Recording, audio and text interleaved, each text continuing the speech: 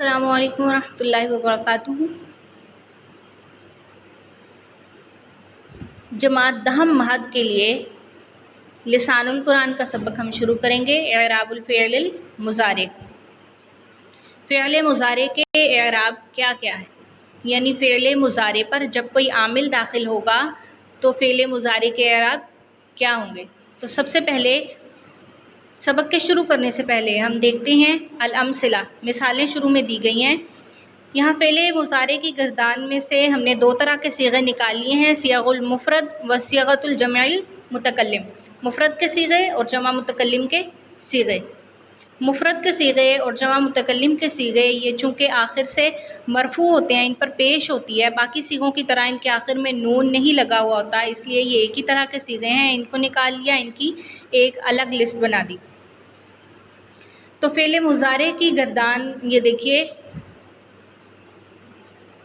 یہاں مفرد کے صیغے اور متکلم کے صیغے الگ کر لیے، پھر باقی وہ صیغے بچے جن کے آخر میں نون تھا، ان صیغوں میں سے بھی جمع مؤنث کے صیغے نکال لیے، باقی وہ صیغے بچے جن کے آخر میں نون اعرابی تھا۔ تو یہاں نون اعرابی والے صیغوں کو ہم افعال خمسہ کہیں گے۔ اب آئیے اس مثال پر،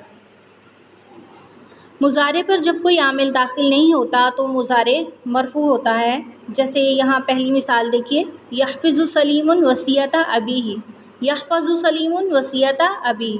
اب یہاں یحفظ فعل مضارع ہے اور آخر سے مرفوع ہے، اس پر کوئی عامل چونکہ داخل نہیں ہے، اس لیے اس کے آخر میں آپ دیکھ سکتے ہیں کہ رفع موجود ہے۔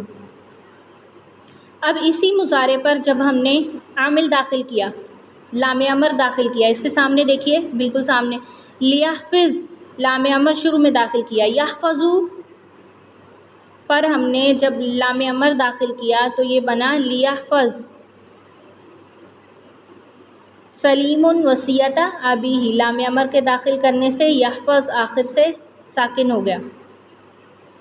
تو اسی طرح آپ دیکھیے اس کی ترکیب، المضارع مرفوع، جب مضارع مرفوع تھا تو یحفظ سلیم وصیۃ ابیہ شروع میں فعل مضارع مرفوع تھا اور سلیم فاعل تھا، وصیۃ ابیہ مفعول، اور جب مضارع مجزوم تھا اس پر عامل داخل ہوا، لام امر کو داخل کیا، لام امر اس کے بعد یحفظ، یہ ہے مضارع مجزوم، آخر سے ساکن ہو گیا، لام امر کے داخل ہونے کی وجہ سے آخر سے ساکن ہو گیا، تو اسے ہم کہیں گے مضارع مجزوم۔